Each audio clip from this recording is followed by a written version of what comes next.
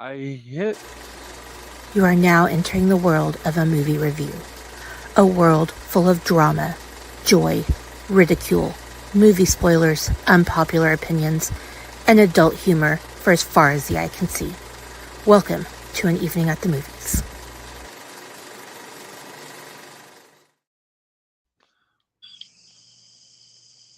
Hi, how are you? Welcome back to everybody's favorite movie review based podcast. This is an evening at the movies. Um, for those of you who do not know, this is the podcast where we eat the stale popcorn, we drink the watered down sodas, and we talk about all of our favorite movies and why we love them. And talk amongst yourselves for a minute, please. Looks like you are required to give some attention. All right. Well, as second in command, I guess I'll take over. Yeah, I'm a private. Yeah, you are.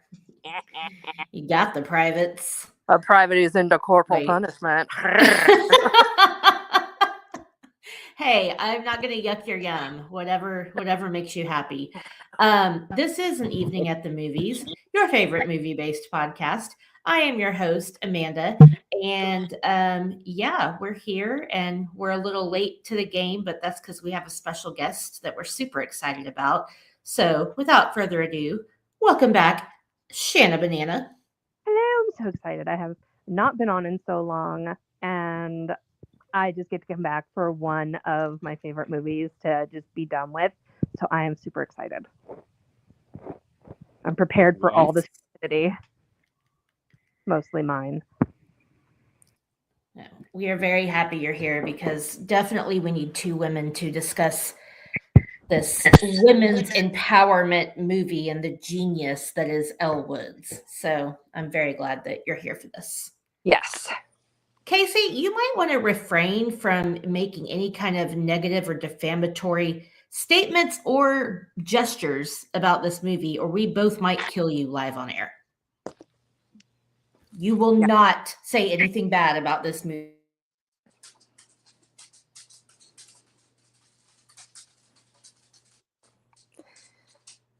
Did he mute us?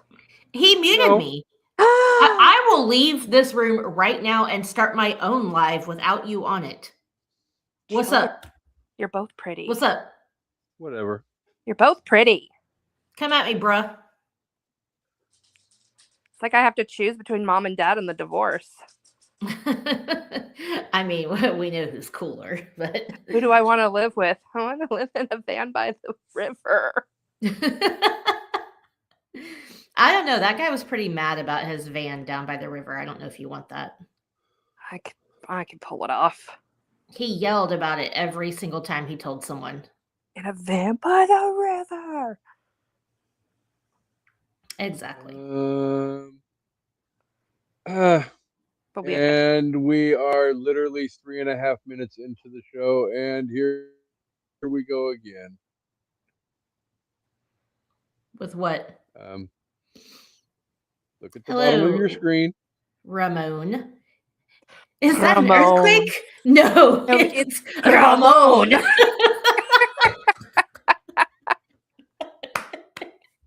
Sorry, Ramon. We no we're live recording now, so you can chat with us here, or you can listen to our lovely voices. And if you haven't seen that movie, it's Romeo and Michelle's high school reunion. It's Ramon. All to rent a car. All to borrow a car. Be fun. Yes. Is that an earthquake? No, it's Ramon. I am the ocean and you are Columbus. Discover me, Ramon. Just discover me.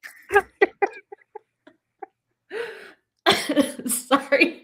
Also, if you want to hear our review and opinions on Romeo and Michelle's high school reunion, you can check out our playlist because I was on for that one too. Yes, you were, and that was a great episode. And I lost control of that episode as well. So that would imply that you had it to begin with. Exactly. No. When you're just along for the ride. You're the color commentator. I mean, you're the Vanna. I can end the stream as we speak right now. you want to just walk away and all that, I can end the stream too. So, it is what it is. Just when I thought the marriage was saved. Just when I thought there was hope. So, anyway, um, introductions all aside, welcome back, everybody. Um, it is Women in History Month for the month of March, and we are here to discuss movies with female, well, female-led movies. Last week we discussed Bad Moms. This week we discussing, um, Who's legally typing? blonde. Sorry, it's me. It's really loud and it's causing Kasey to cut out. Sorry. It's me. It's me. Sorry. She does it all the time. I'm used The to it. problem is her. I don't do it all the time, but Her mouth is covered in Every fur. episode. hey, actually, Shana, if you were here for last week's episode, you would know how I feel about fur-covered muffs. Do you keep your panty hamster hairless? No. Yeah. We had a whole discussion about this last week. I'm gonna have to check it out because now I have to know where people stand. I had to give Kasey a very thorough tongue lashing over criticizing women's nether regions and how they are, or even armpit hair, cared for. I find armpit hair to be disgusting, and I wish men and women shaved it, but that's just me. So if you maintain it properly, I think you're welcome, listeners. Do not shave my armpits bald because number one, I have mobility issues, and number two, I also have a bleeding disorder. So when you put a razor in my hand and put it to skin that is delicate, it's a no-go.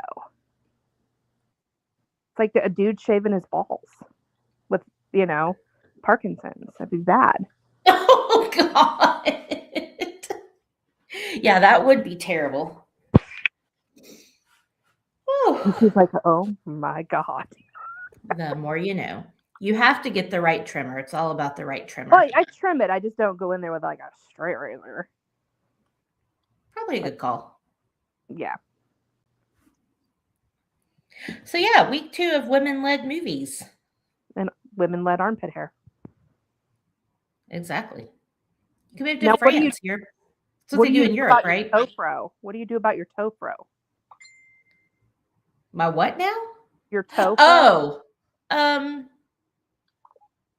I do stuff about it. I have a very reliable electronic battery operated trimmer. I just let that little wildebeest go.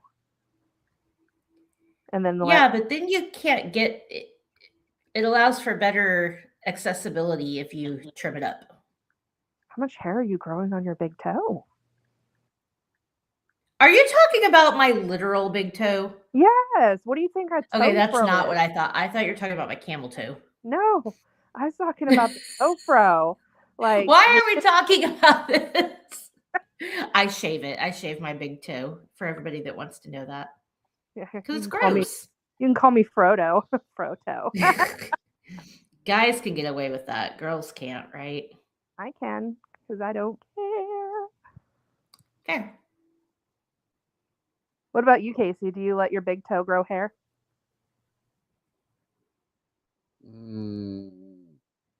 I do no extra shaving that I absolutely don't have to do. So we probably have comparable big toes. Fair enough. Probably. Yeah. I mean, mine's not like noticeable, but if you like get it in the light just right, you can see the little hairs standing up. Yeah. Nobody's worried about that. I don't think. What do you think about Elle Woods? Do you think she waxes her big toe, or do you think she's good with just shaving it? I think she waxes everything. I think she probably lasers. Fair. I bet she got what could be lasered was lasered, and I'll bet everything else is waxed. Yeah. She's a Bel Air girl with lots of money. She can do all the things to keep herself looking like a regulation hottie. Yeah. which she is. Got her That she part is. Harvard. What? I said it's partially what got her into Harvard. Exactly. I know. Well, I was going to say this. We're going to start talking about the movie, obviously, but I was like, we have to look at this and realize that Elle Woods was a DEI admit to Harvard Yeah, for sure. absolutely. All those pervy old men were like, finding all the reasons like she's got a GPA of 4.0. She made some faux fur panties. Oh, clearly she's a philanthropist. And a friend to animals. Yeah, pervy old Harvard guys need a hot girl to look at. Yep. Hence why we are discussing Legally Blonde this week. Kasey, are you falling asleep? No, I'm along for the ride. All right. Well, what's up with Legally Blonde? For those of you who don't know, Legally Blonde released on July 13th, 2001, was directed by uh, Robert Luketic, released by MGM, had an $18 million budget, made a whopping $142 million at the box office. Um, if you have not seen it, it is currently available to stream on the Cock, otherwise known as Peacock. Um, My college mascot was the peacock, and we used to yell "Go Cox." Yeah, like South Carolina, Gamecocks. Who came up with that idea? It's terrible. Awful. a bunch of dumbass freaking old people. Um, and also, I do have a couple Rotten Tomato scores that I can guarantee at least one of the two women, if not both of them, are going to shit their pants over. Tells me it's lower would than it you should. would you ladies like to wager a guess as to how low these scores are? I'm gonna go 34. Damn, Gina. You lowballed the shit out of this. And you have to do tomato meter and popcorn meter. The tomato. What's the difference again? Tomatoes the critics, popcorn's the audience. Audience, I'm gonna go 70. And critics, you're going 34? Yeah, Okay. because the critics typically are made of middle-aged men back then, and they wouldn't like a movie that gave women any kind of perception of power. Back then or Even now, but I mean, they were but no, I know. politically incorrect to actually verbalize it. Okay, I'm gonna be a little nicer than Shanna. I'm gonna put the critic score at I'm gonna do the tomato meter at 69. Of course. And then of course. And I'm gonna do the popcorn meter at 79. So, 3 out of your 4 guesses were fairly close, but My 34 was probably way off. I hope so. Okay, good. yes, it was it was way off by pretty close to fucking half. I can't be expected to be pretty in now.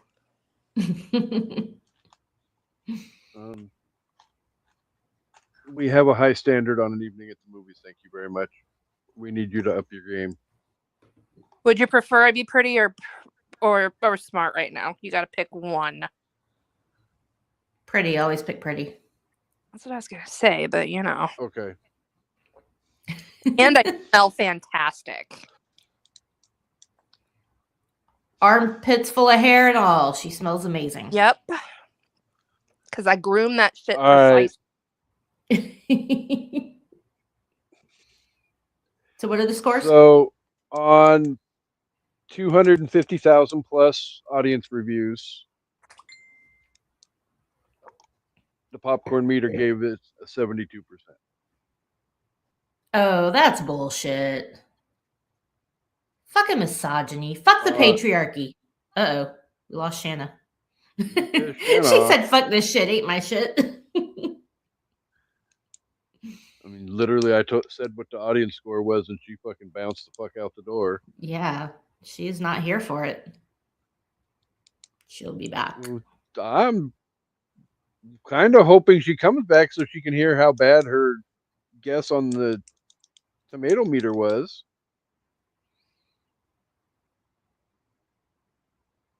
Yeah, I mean, it's at least got to be in the 60s. Just go ahead and, oh, there she is. Yeah, sorry about that.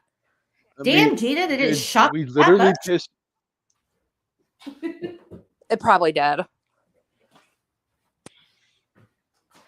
And on 151 critic reviews, this movie also got a 72%.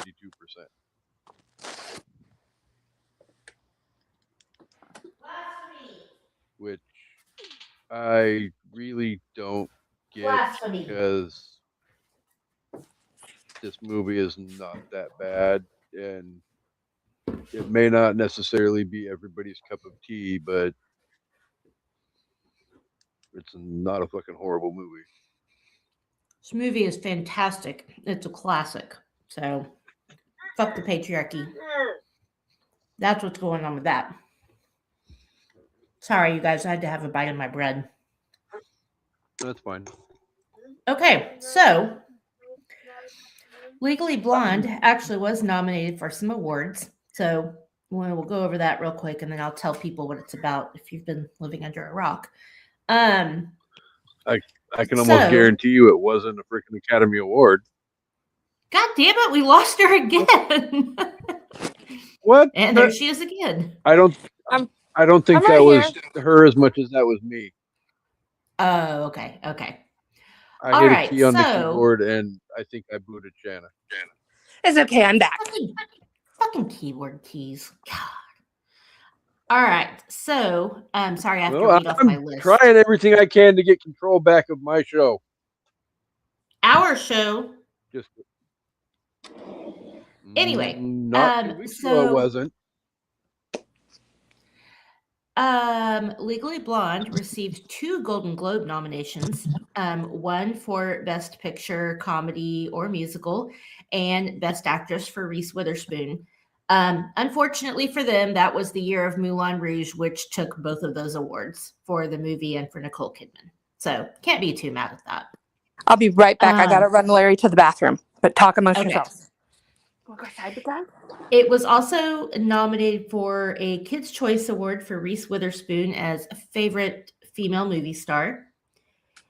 Got several MTV Movie Awards. It was nominated for Best Movie, Best Female Performance for Reese, and then it won Best Comedy Performance for Reese, Best Dressed for Reese Witherspoon, and Best Line, which is one of my favorites in the movie.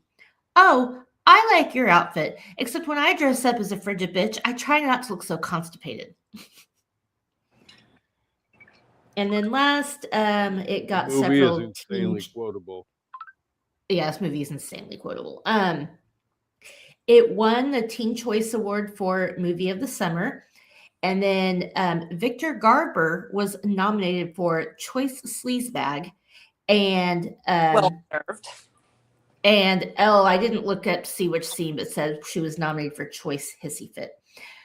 I just have to say about Victor Garber, he has been one of my old man crushes since Alias, when he wasn't even really that old, but he's so hot. I know he's old and I know he's gay, but I don't care. He's hot. Was Alias before or after Titanic? Before. Okay. Maybe during. No. I'm sorry. Alias was after. Okay. Titanic was 97. He was hot in Titanic too. Oh yeah, he was. Alias was 2001, so it was after. My bad. But yeah, just love Victor Garber. But yeah, he's a complete sleazebag in this movie. I don't know who he lost the Teen Choice Award to, but might have been the dick from Moulin Rouge. That guy was pretty bad too. So, All right. So, for people who don't know, Legally Blonde follows Elle Woods, a fashionable sorority president who gets into Harvard Law School to win back her ex boyfriend Warner. Initially dismissed as frivolous, Elle embraces her intelligence and unique style to excel in her studies, eventually winning a high profile murder case through her knowledge of fashion and perm maintenance. The rules of hair care are simple and finite. Any Cosmo girl would have known. Don't let a perm for 24 hours. Even I know that, and I've only had one perm in my life. So, Velma was a little fat liar in this movie, wasn't she? She sure was. No. Lots of liars in this movie. Yep. All right, ladies. No, let's get the short part of this discussion out of the way right off the bat, because I feel like there's one of these questions that there really isn't going to be a whole hell of a lot to say about it. So, what about this movie doesn't work for both of you? It's too short. I don't know. One thing, and I'm probably like way overthinking this, but a lot of women kind of use this as like a don't underestimate me kind of thing, as like a battle cry for don't underestimate me.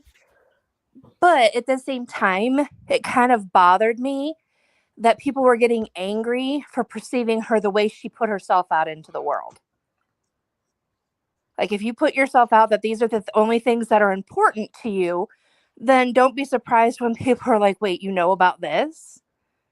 You know, if you portray yourself in a certain way, you can't then turn around and say it's your fault for seeing me that way. Well, but I think that, yeah, her in the beginning, she's obviously spoiled and frivolous and, Right. Cares about certain things. But it rapidly changes. That doesn't mean, though, that she's not tenacious, that she's not smart, that she's not determined. Exactly. She is just exhibiting those qualities about things that other people think are frivolous because she doesn't know any better. Right. So I get that she's kind of like, she's presenting herself as this ditzy person, but she's presenting herself as who she is. It just so happens that she's a, spoiled Bel Air girl who everybody loves. Right. But just what I'm saying, I guess what I'm getting at is don't be offended when people act surprised that there's more to you when you haven't shown more. Right. No, I get what you're saying. I just think that, it's easy to underestimate when someone is showing tenacity, but it's not in a way you think they should. Right. Like her being sorority president and trying to do all that. Like, it's, yes, being in a sorority seems silly and all this other stuff, but being the president of your sorority is a pretty big fucking deal. So just because other people think it's stupid doesn't mean that, Right. But yeah, I see what you're saying too. Anybody with half a brain would think it's stupid. Anyway, I think the only thing, and I try not to think about it because this movie is so much fun and it's the end of the movie and it's all this stuff, but obviously the courtroom scene where, Elle clicks about the perm and then completely changes her demeanor because she knows she's got that girl right where she wants her. Like, that whole scene is epic and I don't want to take anything away from it.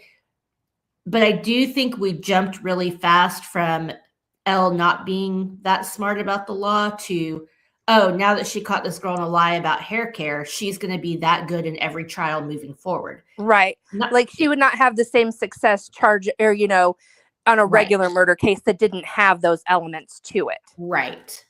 And it's not to say that she can't get there. And obviously she does if you've seen the sequel. But like, to go from, oh, she can't do anything, I don't know. That was a bit of a, we're supposed to assume, that she's this, and they kind of tell us she's got this offer from this great law firm and blah, blah, blah, blah, blah. So obviously she keeps going on that track, but it was just a little unbelievable.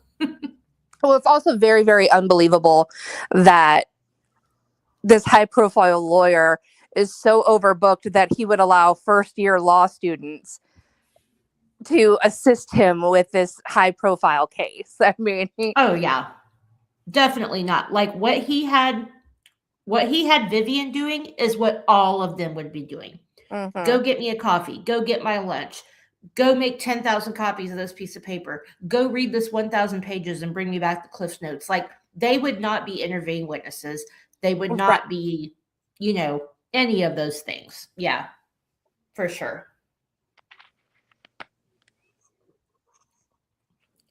All right, Kasey, I feel like if anybody's going to have something, it's probably going to be you. So what doesn't work for you about this movie? Honestly, the only thing I have is the fact that, and it's along the same lines with the ending portion being the trial scene and all that, but I wasn't a big fan of the whole how fast it literally went from, you know, what's going to happen to all of a sudden, oh, he's gay. That's how we're going to get what's her face off. I mean, the pool boy or whatever. Yeah, the pool boy being gay, and that's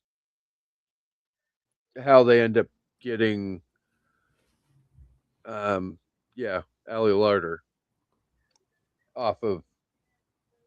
That's definitely the start of the turnaround for the, and then that's where she's like, okay, we've got a liar. So then that kind of is the preemptive to her getting this big break about the perm. Like that was her, her bringing that to them is what opened their eyes to the potential that Elle had, like had she, I don't know. Don't have stopped your last season Prada shoes at me, honey.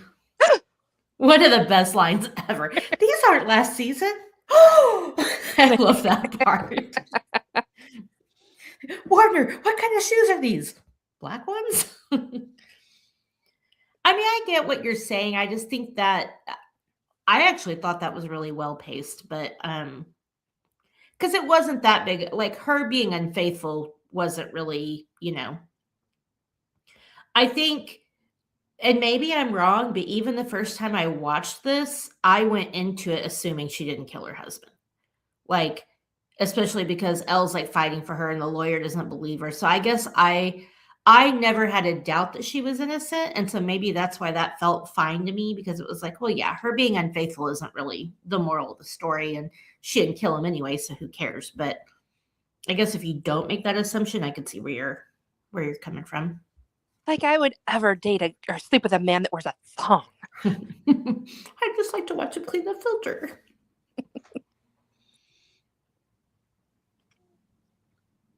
So yeah, there really isn't a whole lot about this movie to not get on board with. I feel like if somebody else was here, who shall remain nameless, who wants us to rank not bad people from 1 to 4. But I digress. Okay.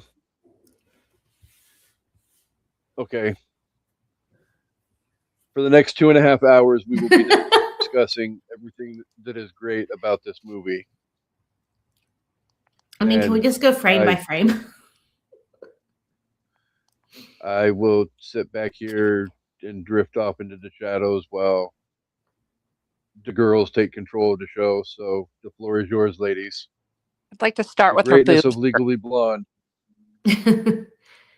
Oh, we're just going straight to the boobs? Okay. I can get on board with that one. I will say that, yes. Yeah. Now I will drift off into the shadows. The floor is yours. He's like, I've got things to think about. Like Reese's boobs. Yeah. You're breaking up with me because I'm too honestly, blonde? Everything about Reese's. My first discussion point that I have though is the fact that Reese is a national treasure. She is. Obviously. She can do drama. She can do. She can be funny as fuck. She can do ditzy, spoiled, blah blah blah blah blah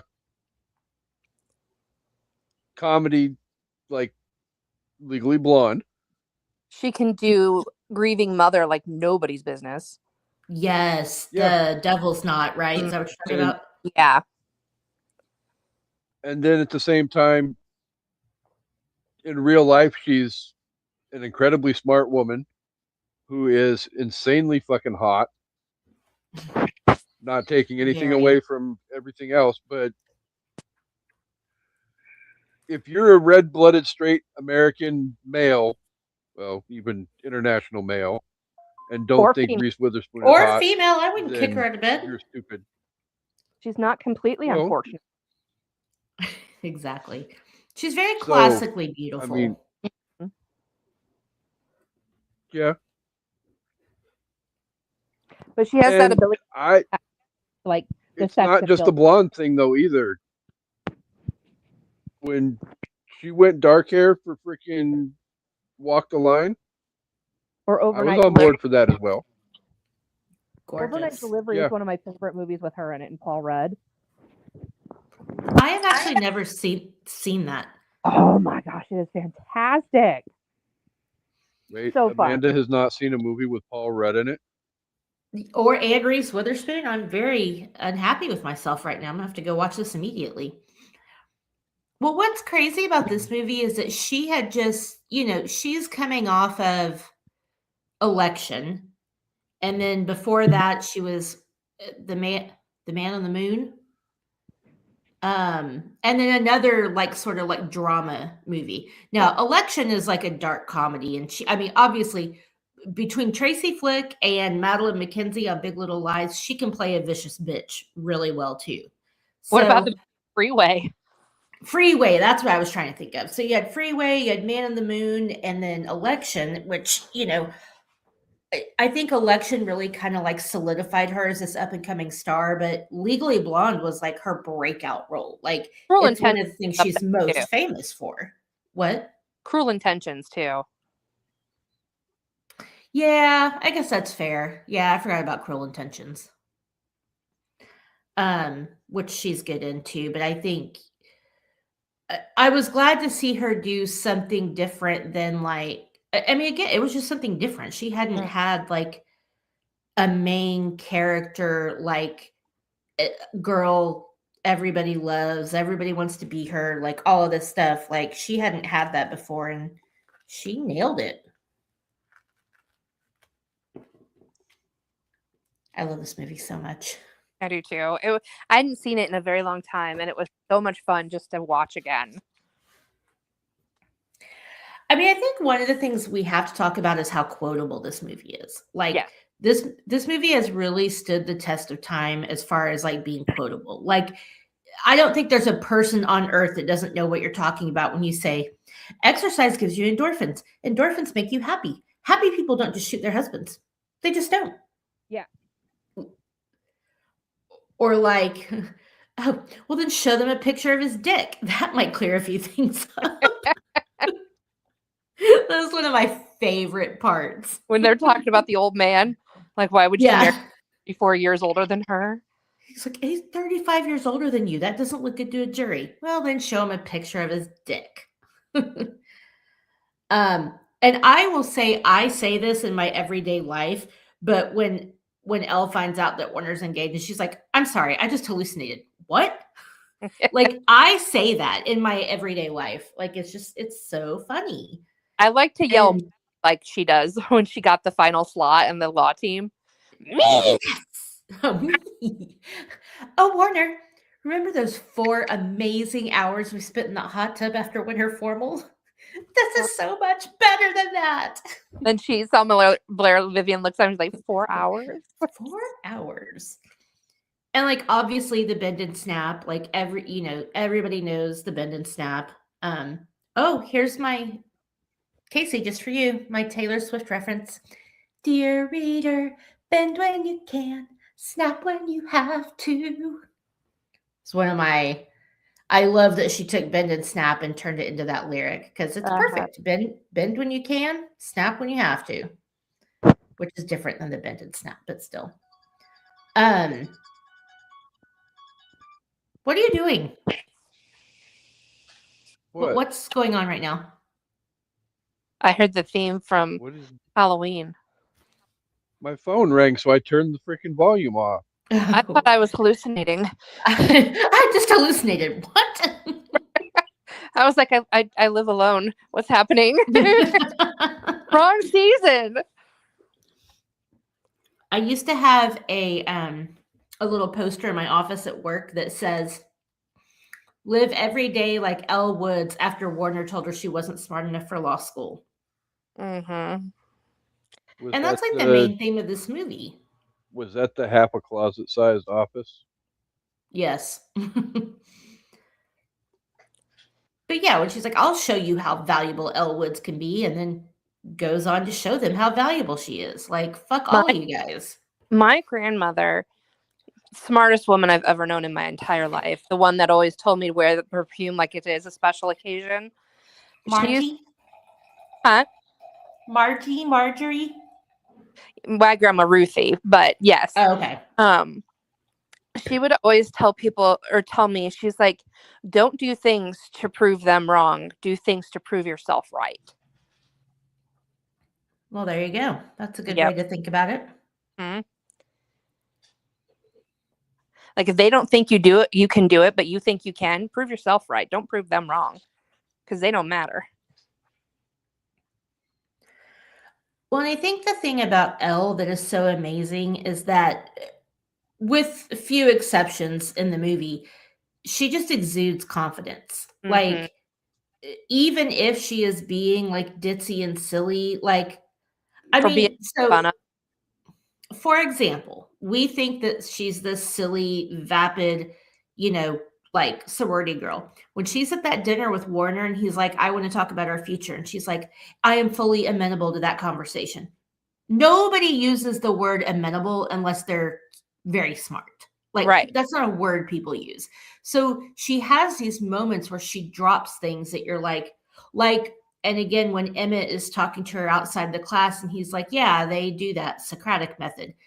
If she wasn't smart, she would have no idea what Socratic method meant. But she said, she acted like she knew what he meant. So you get these little tidbits, but even when she's not sure, she's still like super confident.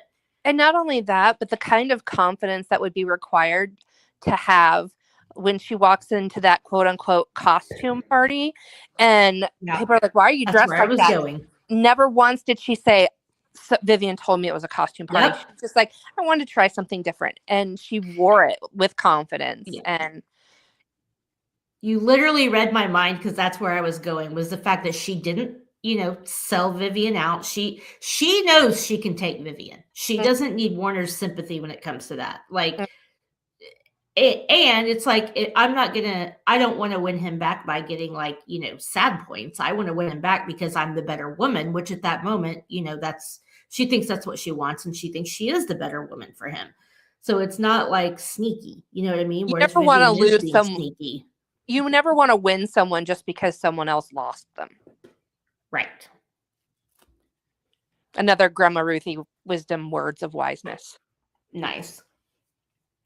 And like, can you imagine the courage it took for her to show up to the library, to their little like study table with her ex-boyfriend that she's still in love with and the girl that he's engaged to. And she just shows up and she's like, "Oh, hi, look, I brought sustenance. I'm here to join your study group." Like, yes, she's trying to win Warner back, but she also still is just like this optimist who thinks everybody's going to be nice. Everybody's going to do the right thing. And she's also a little spoiled and thinks everybody loves her. But, like that takes some fucking balls. But it's easy to have that when you look like that and are raised like that. Fair. That's fair. Having pretty privilege is definitely a thing. But you also get the sense that her parents don't take her seriously. They don't think she's smart either. For sure. They've think raised her to be a vapid narcissist, and surprisingly, she's not. they raised her to be a trophy Just wife. yeah, she's spoiled. Don't get me wrong, but she's not. She doesn't think she's just going to get by on her looks. You know Right. what I mean? Like she knows that she can do more than that, and that's what I, you know, when her dad's like, law school is for people who are serious and boring and ugly, and you are none of those things. Like, I think she knows she has something more to give to the world. Mm-hmm. And it sucks that she had to figure it out that way, but it worked out for the best for her. Yeah. Kasey, do you have thoughts on anything we just said? That was a lot to process. It typically is when it comes to.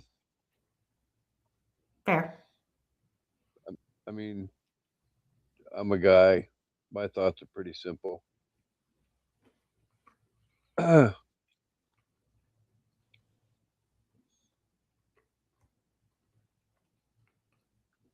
you lose them? No, it's like you can say them out No, loud. We'll let you. I mean,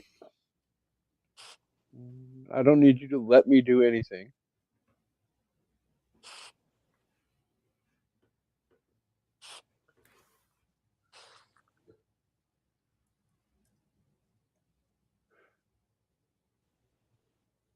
They're all As up there. They just don't want to find their way out.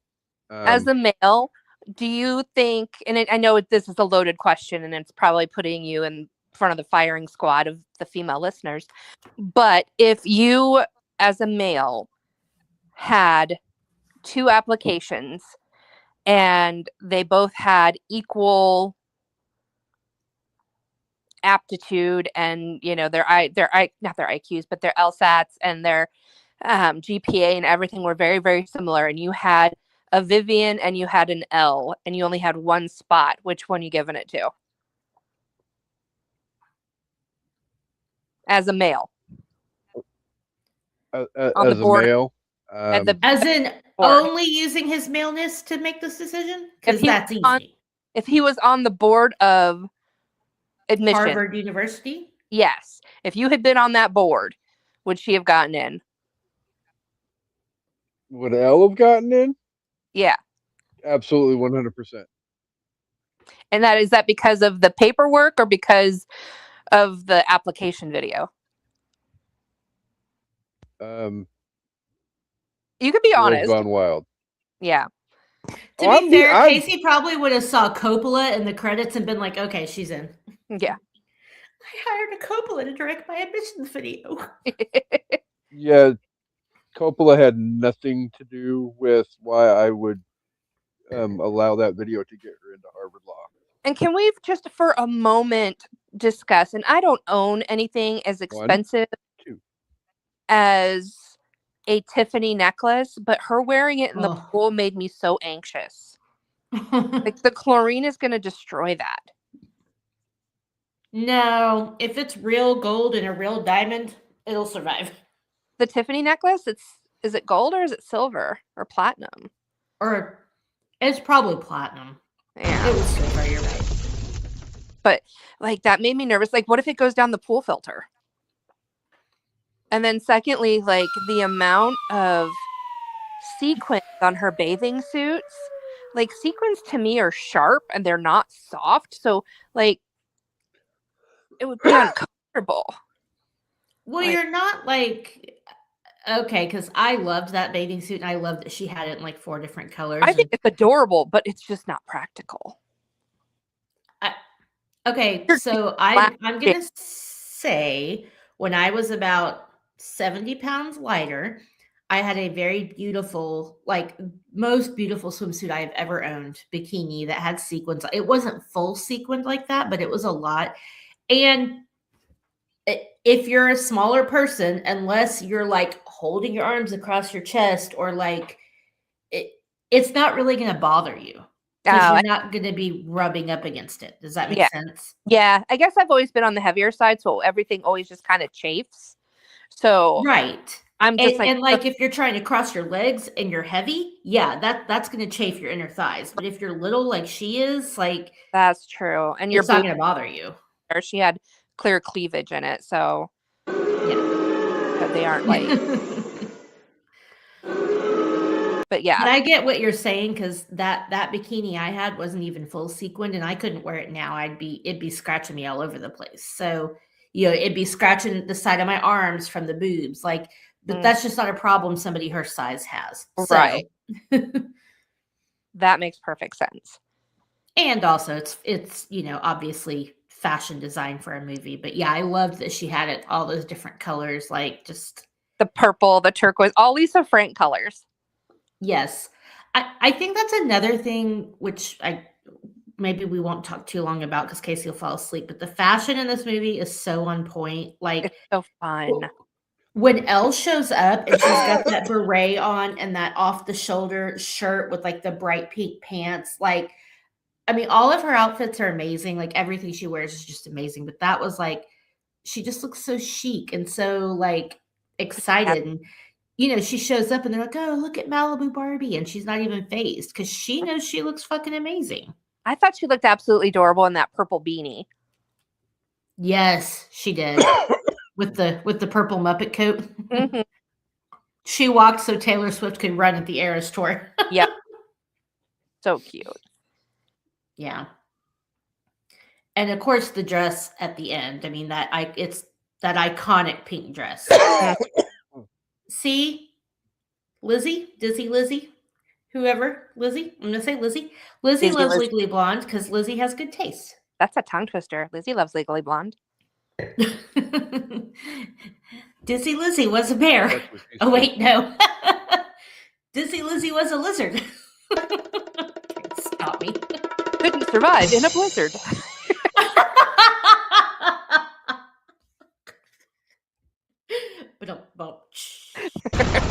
Got one of those?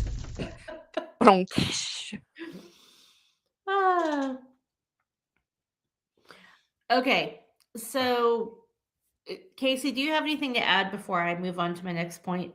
I want to make sure you get to talk. Unless it's about boobs again. I don't think so.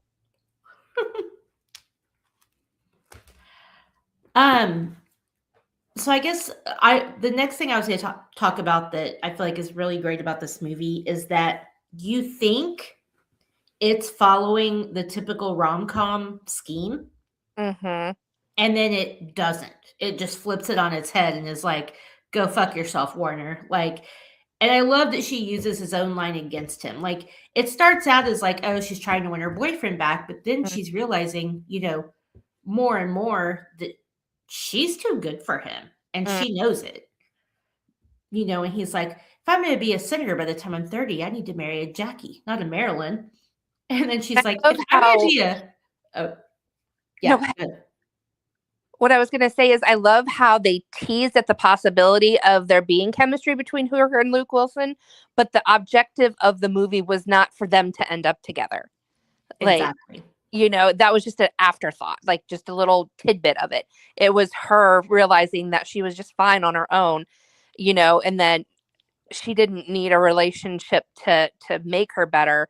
She needed herself. So like, I loved that it wasn't like with the typical rom-com, it was, oh, they fall in love with the new person, they realize that the person that they love isn't for them and they fall in love with this new person. But that isn't, like you said, it flipped it on its head where it turned that aspect of it into a minor point of the story. Right. It was like a epilogue kind of thing. And like Ellen Warren. She's growing and she's realizing, just like what we said, the frivolous things she cared about in college, as she's getting older, she's in law school, she's learning more about like the seriousness of life. She's realizing that Warner is really a bad person. When they're talking about the whole alibi thing. And he's like, who cares about Brooke? Think about yourself. And she's just like, well, I gave her my word. Like, she's putting, like, we already know. I mean, as soon as the guy walks in with his fucking sunglasses on in the dark, we know this guy's a douchebag. Mm. He dumps her and goes and marries this other girl, or gets engaged to this other girl. Like, we know as the audience that he's a douchebag. But watching Elle figure it out and watching her figure out that she's, like, when she finds out he got waitlisted, she's realizing I'm smarter than him. I'm a better person than him. Like, he's not good enough for me. And I love that journey for her in this movie. And, you know, they almost get you, and she's like, oh, Warner, I've been waiting so long to hear you say that. But if I'm going to be a partner in a law firm by the time I'm 30, I need a boyfriend who's not such a complete boner. And I love the That's relationship part. that her and Vivian ended up having too. Because she helped Vivian realize that she was better than Warren too. Warner. Yeah, him too. But yes. And yeah, and it's interesting too that Vivian starts to see it too. When he makes that comment, you know, you see Elle's face, but they pan back to Vivian too, and she's like, wait, what? Like, yeah, she's a brat. She's an East Coast little bitchy bitch, but at the end of the day, she's not really a terrible person. She's a girl's to the core, you know, once you realize it. Right. She's been raised to believe she has to do a certain thing, just like Warner was. The problem was Warner was raised to be a douchebag, and that's how he ended up. But I would almost give him a pass, you know, 5 generations of senators. Like, yes, he has things he has to live up to, but he could be the change, and he just doesn't care to be. So he's a douchebag.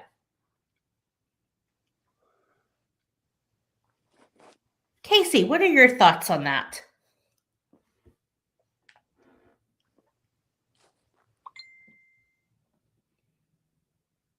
Yeah, that thought I don't have anything.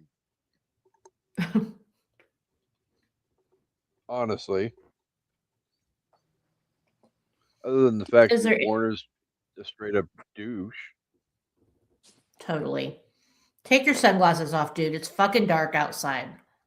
Ugh, I hate that. I hate it so much.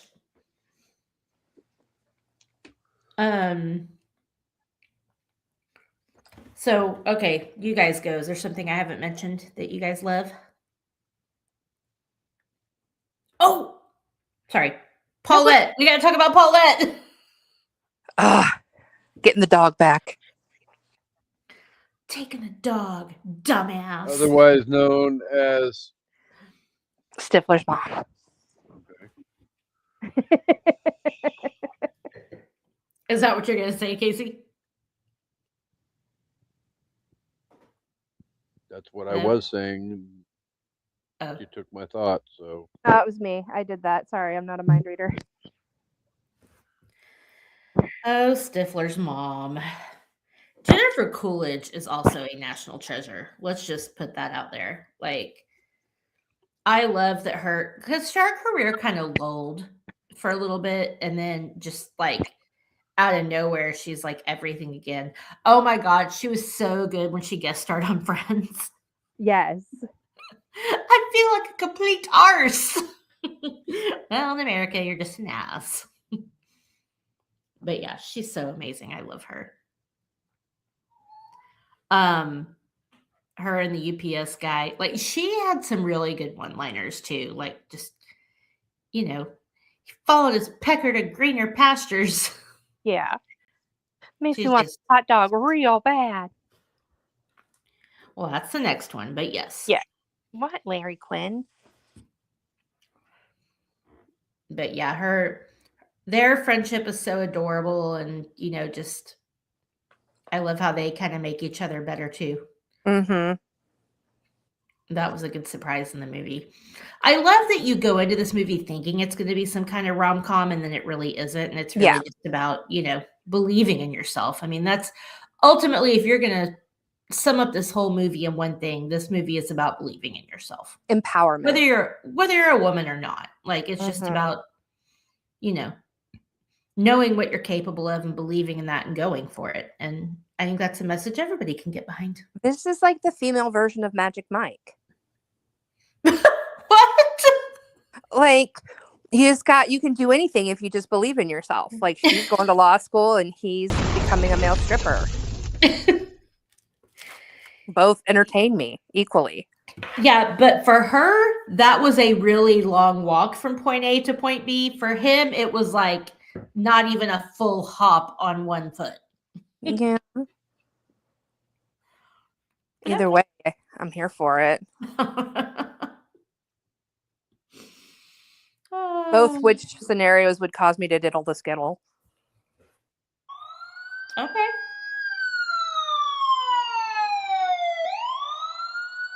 Did somebody call a ambulance? My ankle itches. I know, completely off topic. Hey. Way off topic, but I just thought I would share in case it sounds like I'm breathing heavy. It's because I'm scratching.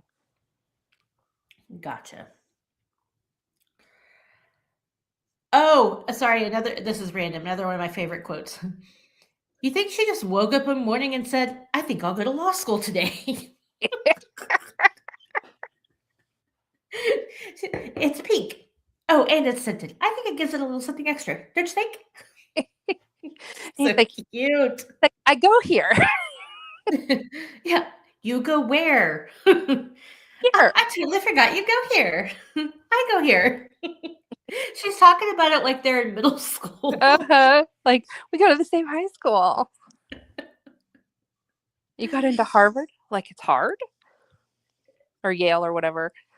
Yeah. Well, and I feel like people know, but I feel like it bears repeating. Like, the LSATs are fucking hard. Yeah. Like, you got the LSATs, the MCAT, and then I think the CPA exam is the one that's rated the hardest. But all three of those are like, do you know the percentage of people that don't pass those the first time? So even if she just got 4 points above the minimum, she still fucking passed it on her first try, which is more than a lot of people do. So I feel And like the thing is, you got to Warner watch was her. never about to give her credit. You got to watch her work at it too. It's not like she just, oh, I went and took the LSATs and I passed. Look at me. You got, like the 145 at first, and you saw her studying with people and giving up the things that she loved in order to do this. Granted, it was so she could get in to win Warren back, but at the same time, it ended up changing her future. Right. And the point is that she can do it. Like, and she's willing like, to put in hard work.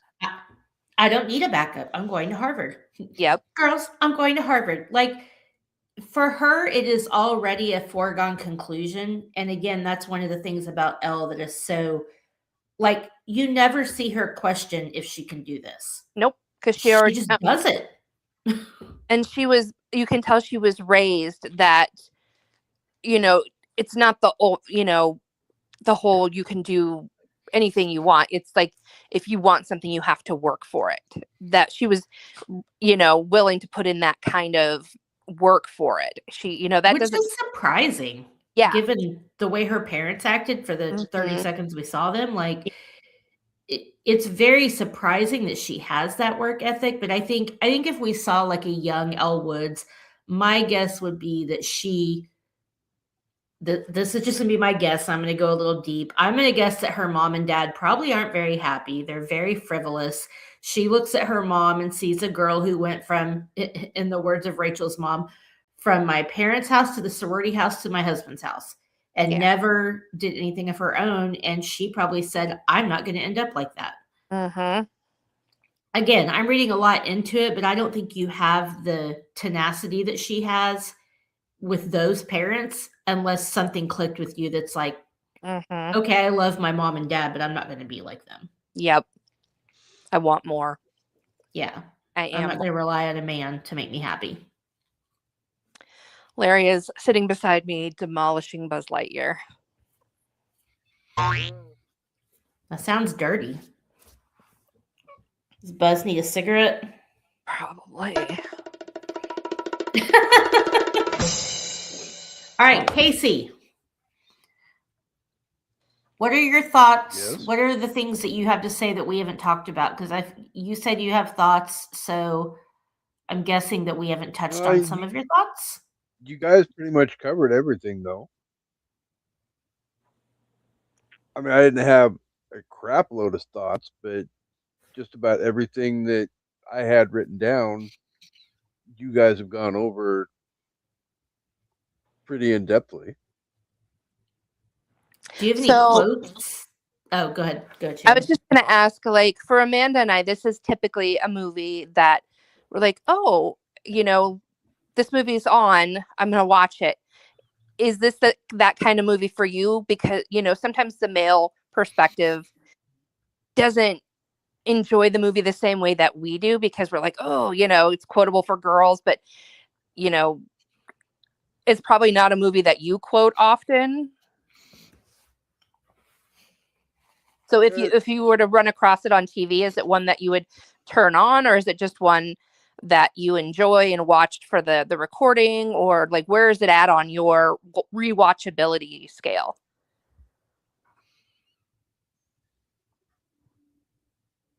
I don't necessarily think it's one that I would go out and say to myself, "Ooh, it's been a year since I've seen Legally Blonde. I have to go out and watch it now." Mm-hmm. Fair. But if I was, scrolling through the channel guide on the TV and it happened to be on, yeah, I'll stop and watch it, especially if there's nothing on. I mean, it's not Because it necessarily really something that I'm is. just going to rush out. Say what? No, sorry. Oh, no, I get what you're saying. Like, but it is one of those movies. Like, there's just movies that you can see on TV that you can drop into it no matter what place in the movie it is, and you can just keep watching it. Like, some movies you can do that and some you can't. And this is definitely one of the ones that you can just, which I think that's probably a comedy thing, like for the most part. So, but I mean, I get why it Like, wouldn't be. It's a quote unquote chick flick. Like, I get it. But it's fun. It's probably a different kind of fun for us than it is for like the male listeners and Kasey, just Oh, because all girls want to be popular. Well, most of us want to be popular and liked and pretty and be able to wear all the cute clothes and have a little dog named Bruiser and the pretty car and but to be fair, a lot of us, that's how we were raised. yeah. So it's like, you can't. But again, Elle definitely goes outside her comfort zone and kind of shows that. I mean, obviously, yes, for girls, because it's a girl's storyline, it's whatever. Mm-hmm. But I think even for anybody, if Yeah, you want to do something different, you can go do something different. exactly. Even if it starts out for maybe the kind of wrong reason, you can figure shit out. It's a good coming of age story. It's not necessarily that it was the wrong reason. It's just she was trying. That was what was important to her. Like that Right. was, the biggest portion of her life. She was trying to maintain that. So it wasn't necessarily the wrong reason. She just wanted that life back. So then, as the movie went on, the priorities changed, which is what, evolved her reasoning for wanting to do all of this is for herself. So I don't know. It's just, there's so much empowerment in that line of thinking, like, you start off because you want to win your boyfriend back. And because, that may seem shallow to some, but to her, that's what her priority was. Like that she had her future whole planned out with Warren Exactly. or Yeah. Warner or whatever his name is. Why do I keep calling him Warren? I don't feel the need to explain my art to you, Warren. Yeah. So, I mean, and then it culminates in her realizing that she's a fucking badass. Yeah. It's funny that she's like, I'm never going to be good enough for you, am I? And then at the end, it's like, well, he was never good enough for you. You just didn't know that. Mm-hmm. So. Well, all right. Should we get on to our top fives, or Kasey, is there anything we can cover? I think we pretty much covered it all. If you guys Is are there ready, any we can quotes move I on to top missed? fives. Okay. Do you guys have any quotes that I missed? Because I know there's some good quotes. I don't know if there's anything. We'd be here all night. We would be here. I know. I didn't know if there was something that stuck out to you guys that. I like when she For the calls him Bruiser matter, all Woods, just like his last name was just the way it is. I'm Alan. This is Bruiser Woods. Yeah, I love that she introduces him by his last name. Yes. Uh-huh. What was yours, Casey? I think we're on a delay. Yeah, What I was think the one you were reading? For that matter, all masturbatory emissions where his sperm was clearly not seeking an egg could be termed reckless abandonment. Yeah, I love that whole exchange when she was It's like, so good. has he kept track of all of his masturbatory deposits? Well, and with the way things are going nowadays, and I love that some people have tried to introduce that exact thing into law. Just obviously it's not going to pass, but they're like, if you're gonna, tell a woman what she can and can't do with her body, okay, well, if you're gonna jack off and you're not trying to get someone pregnant, then clearly that's reckless abandonment. Yeah, Mm-hmm. that was so funny. I think you just won your case.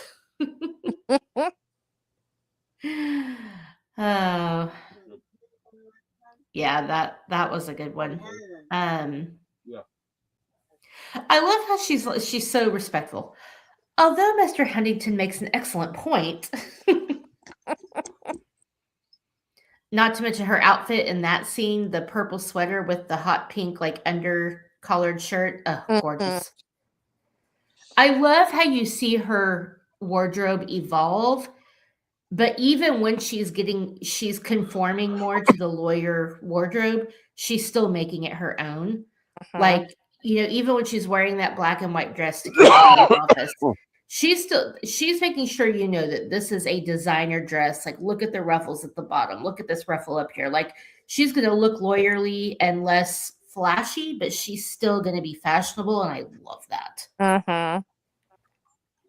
So, yes, Casey, that was a good one. Don't you look like a walking felony? So gross. So gross. But it's also funny. All right. Shan, do you have a top 5 list to share with our awesome unpopped kernels?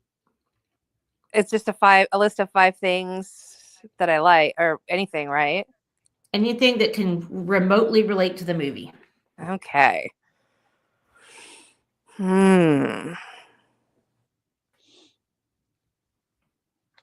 Let's go top 5. I didn't give this any thought. Hey, I gave you like 3 hours warning. Appropriate boardroom lawyer meeting snacks. Ooh, okay. So I'm gonna say, let's go inappropriate because it's a lot easier. Ooh, I could go with so many. Like things you should not eat while you're in a meeting, like with other attorneys. Like if you're having lunch catered, things you should not eat. First, I'm going to go with spaghetti. The smell of Italian food would lull me right into a nap, so I'm okay with that. But it's so messy. I would end up with it's it very all messy. Fair. Second, I'm going to go with yogurt. People scrape the yogurt containers like it's a line of Coke. And? It would be distracting. Okay. All right. What if I just did one of these? Stuck my tongue in it. That would be perfectly acceptable. Would that be distracting? Would it? Probably. If you were tongue deep in a bowl of yogurt, probably. Burnt popcorn. Oh God, yes. Microwave fish. Any fish. Yes. Like tuna salad. What about sushi? Messy. Okay, but sushi isn't typically smelly, so I'd be okay with that. And then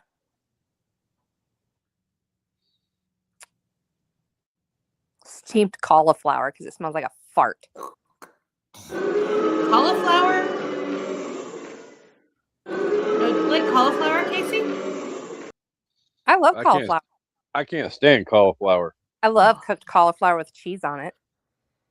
Cauliflower and Brussels sprouts, the smell of both of those things, either one, I want to vomit. I have never tried either one because the smell gives me such a visceral reaction that I want to throw up. Yeah. I went to the movies with one of my friends once and she got fried cauliflower and I thought I was going to vomit like the entire movie. I was like, I need you to get this away from me. Yeah. I was like that with ramen when I was pregnant with Jody. The smell of ramen. Ooh. I could see that. I could see that. Terrible. But yeah. That's blasphemy. Yeah, Brussels sprouts and cauliflower. Like, ugh, the smell. So yeah, I'm with you. Okay. So I went with my top 5 favorite movie courtroom scenes. And I decided to keep my top 5 to comedy.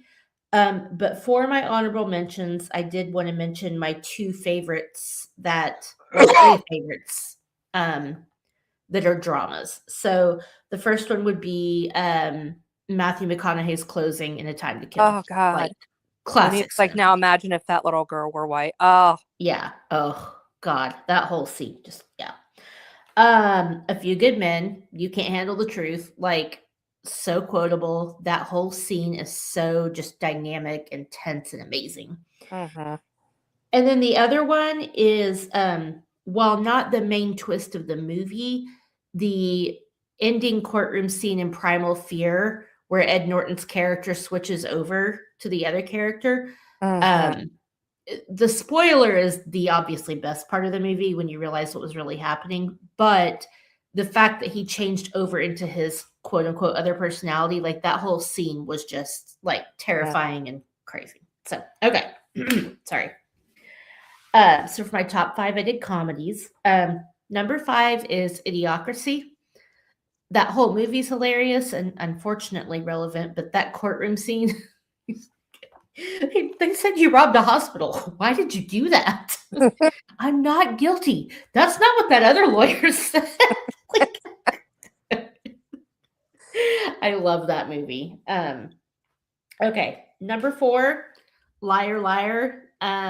Really all of the courtroom scenes, but specifically where he brings out the birth certificate and figures out, he's like, the truth shall set you free. Mm-hmm. That's all amazing. Number 3, Kasey, don't say anything. I'm going with the whole courtroom scene in Ghostbusters 2. If I got to be specific, the part when he's like, well, you know what, kitten? Sometimes things happen that can't be explained. Shit happens, and who are you going to call? But really, the whole courtroom scene in Ghostbusters 2 is just hilarious. The Scolari brothers. Don't look at me like that, Kasey. You know that part's funny. I was told number 2 and number 1 are honestly interchangeable for me, but I think one just barely has the edge. So for number 2, we're going to go Legally Blonde, the scene where she realizes or figures out that Chutney's guilty. Like, Who names her kid Chutney? Right? Like, fucking East Coast rich people. That's who. Apparently. Who names their kid Putnam Bowes Huntington the Third? Yeah. I love that they threw Putnam Bowes in there. Are those the printing people? Or Yeah. is that Putnam Bowes? No, what is Putnam Bowes? I thought it was like a Hewlett Packard kind of like an electronics kind of company. That's Pitney Bowes. That's what Shana initially wanted to name Jody. Yes, Pitney. Oh, so maybe they just played off that, and that's what I was thinking. Yeah.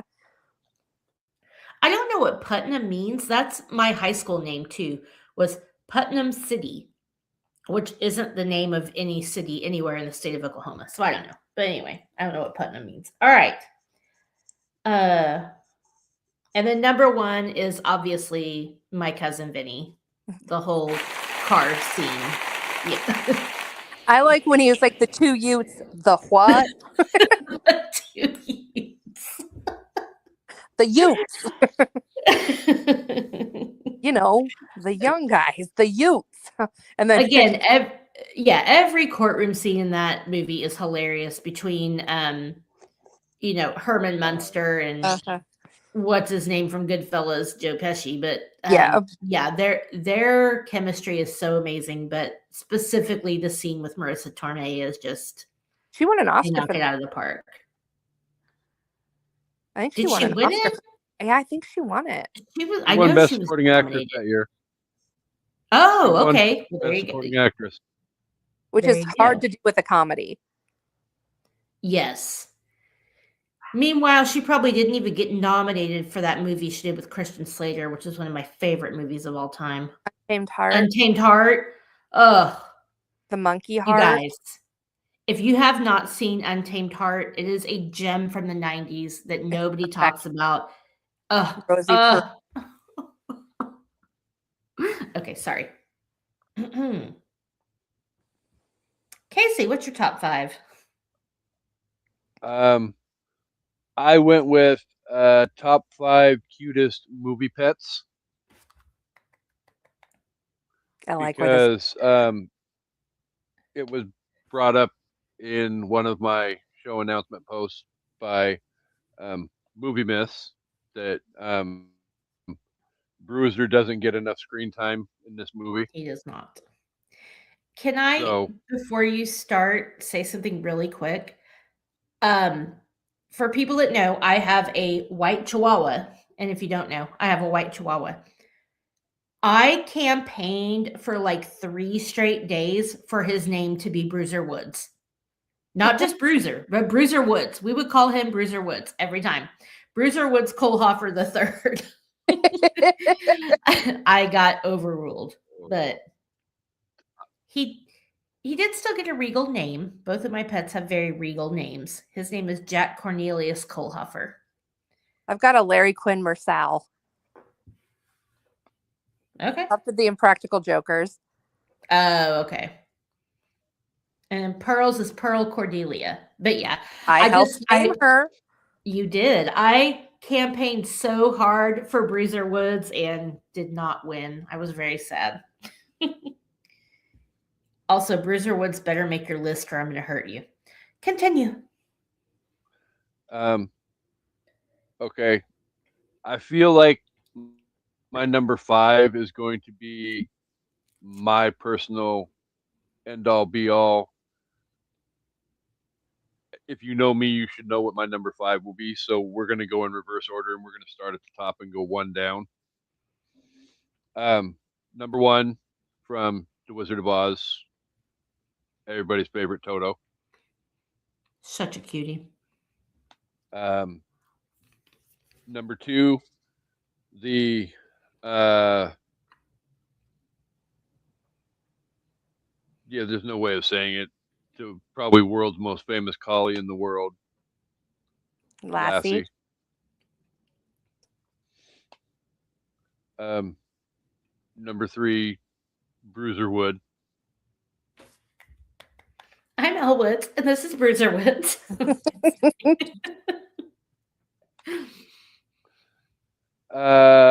Number 4 is Marley from Marley and Me. Oh, we've got one more slot, and I'm hoping the one I'm thinking makes it. Me too. The next 3 names I read off are probably not going to be the ones that you're hoping for. Number 5 from my number 3 favorite movie of all time, The Green Mile, Mr. Jingles. Oh, I forgot about that. That's a good one. And then the Off the Wall 2. From the classic D. Wallace Stone movie from 1983, I believe. Cujo. Yes, that's what I thought your number 5 was going to be. You should have thought this one was going to be my number 5, because my honorable mention number For 1 the age? is from the classic Stephen King movie Pet Cemetery. It is Church. Church, aka So Kiwi, my little kitty that died So, 3 years ago this week.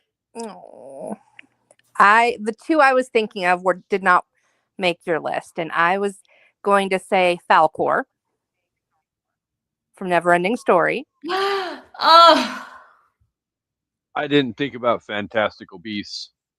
yeah, fair. I mean, you're thinking pets, like Yeah, pets. but I get it. I get it. and then Dogpool. Yep. Dog pool. That's a good one. Dogpool has a special Donkey. place in my heart. Donkey.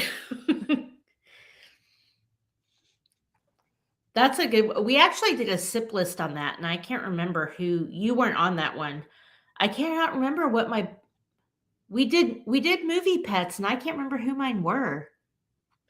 Oh, but yeah, good choices. Very good choices. Alrighty. So if you, I mean, I feel like I'm beating my head against a brick wall asking this question, but if you ladies were to rate this movie on a scale of 1 to 5, with 1 being hot garbage and 5 being what you're going to give this movie, because I'm not stupid at the end of the day, What what was would the you give rating? this movie? 1 being hot garbage and 5 being the number that's Okay. the rating that you're going to end up giving this movie at the end of the day anyway. So I couldn't remember if it was 10 or not. I'm going to go 4.5 Tiffany necklaces in a swimming pool drain. Do not speak that evil into the world. Only because, like we had talked about, the progression of the movie seemed a little bit rushed to me. I would like there to have been more development of her honed skills, not just, it made it seem like it was pure luck that she figured these things out, like, that these things fell into her lap. So I would love to have more focus be on, her, because they did a great job of having like when she was debating in class and stuff, and she was like, neither, I would rather have an innocent client, just stuff like that. When she was like doing that kind of stuff, I loved that. So I just wish there was more of that in there. So, I'm gonna actually disagree with that. Although Miss Lindemann makes an excellent point. You can I eat my ass later. once the camera's off. Yeah, later. Me. Although I understand your point, I think that the point of this story was never her legal skills. And I agree. Like, I stand by my statement earlier that we talked about. Like, it felt like, okay, she's not going to get that lucky every single time. But what I think was more important, that was going to like fuel her progression mentally, like educationally, Was her person? was her becoming a better person. Yeah. And that's what we saw more of in the movie. And I think that was more important than her honing her legal skills. So I get what you're saying, but I actually think they did a perfect job. I have like basically, other than what I like, 0 notes in this movie. It's one of my favorite movies. I'm gonna give it 5 out of 5 passed LSAT exams. Not the, oh, I've heard of that. It's where you get a rash on your. I know you're upset about this, but can't you just take a Percocet? Forgot about that one. Kasey, you go.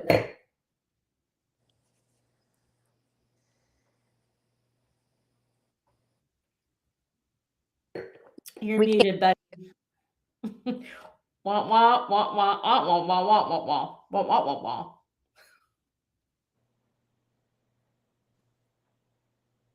wah. I'm probably going to go down the road of saying stuff about this that some people may not necessarily expect me to say, but um, I thought the movie was funny. Yeah, it can be considered pretty inspiring as well. Um, I think it was well done from top to bottom, even if my scratching of straws to find something bad about it was some of that stuff at the end of the courtroom scene.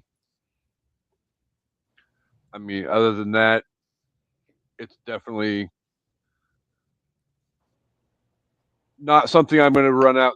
Like I told Shannon, not something I'm going to rush out and rewatch over and over and over again. But it's something that I will happily sit down and watch whenever the mood strikes. So I'm going to give it 4.5 little last season Pradas out of 5. Nice. Don't stomp your last season Prada shoes at me, honey. They're not lassies. You bitch.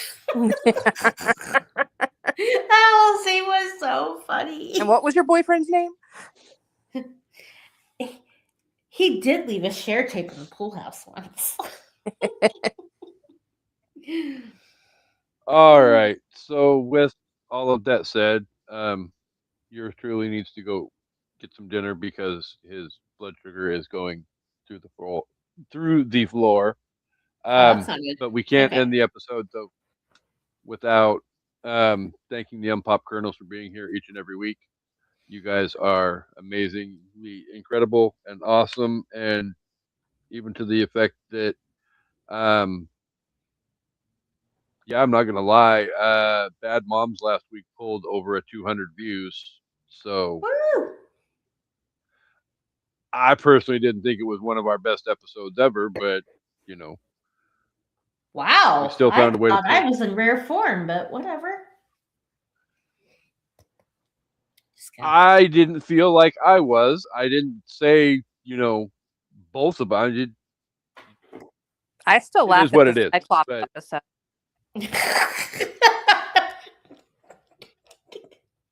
Don't keep going. Whenever I need a giggle, I'm trying to figure out how to turn that into a ringtone. oh Lord, Kasey, talk. Mute me. Stop it. I will not mute you. Every once in a while, there's podcast gold that.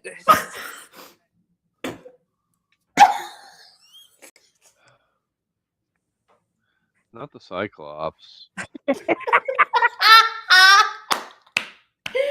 You did it. Look at you. You're a big boy. I mean,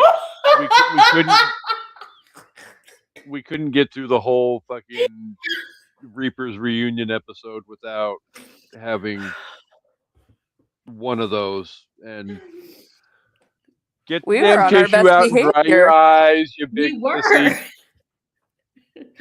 We were trying so hard, and then you just. Woo. You took it from us, and we're like, yes, we've broken him. Oh. Kasey, what's a cyclops? It's like a cyborg. Or no, what's a cyborg? Yeah. Like it's like a the thing cyclops. with one eye. Kasey, you are my hero. I'm everybody's hero. Stop muting me. I got tears forming. Me too. We're not laughing at you. We're laughing with you. We are laughing because the fact that was caught and you were such a good sport about it. Like at that, it takes a rare person that can laugh at their own, unintentional jokes. Like, I'm that's just rare. tired. Yeah. Yes, you are. You are. We all are. We feel you, buddy. The fact that you handled it like a champ, like, it was awesome. Like, just the whole reaction. You're like, as soon as it came out of your mouth, you're like, shit. And what's funny is I was literally thinking, no, that's a cyclops. And then Chris said it, and then I spit my drink everywhere. Ah, I still don't know what a cyborg is. It's like a cyborg is like half man, half machine, like RoboCop. Okay. Love you, Kasey. Mean it. Um, yeah. Can I finish now so I can go eat since I'm down to 92? Absolutely. 92 is good. Not trying to But yes. shame. I just need to go eat because I don't want it going any fucking lower than it absolutely has to. Because somebody, not naming any names, that one yells at me when I record podcasts and let my glucose go low. Well, we're not supposed to do that. I know. That's why I'm saying I need to wrap up and finish so I can go eat. Well, Um, but um, again, as much as we thank Young Pop Kernels for being here, definitely have to thank Shana for coming back. We've missed you. Thank you for It's having long me. overdue, and you are welcome to come back anytime you want. Um, I'll just be back here in the shadows while you guys have your joyous wonderment. Um, but coming up next week on An Evening at the Movies, we will be back next Thursday to continue Women in History Month and female led movies, and we'll be talking Hidden Figures. And I've then not seen that one the yet. last, Watch that. oh, it's so good. Okay. and then we will wrap up the month of March with a movie that I have not seen yet that will be available to stream within the next 7 to 8 days. That will be Wicked Part 2. I also have not seen it. So, And then only because I made the promise last week and I said I would deliver it this week. I do know what we are talking about in April, and the 4 movies we will be discussing for Cop Month is Let's Be Cops, Super Troopers.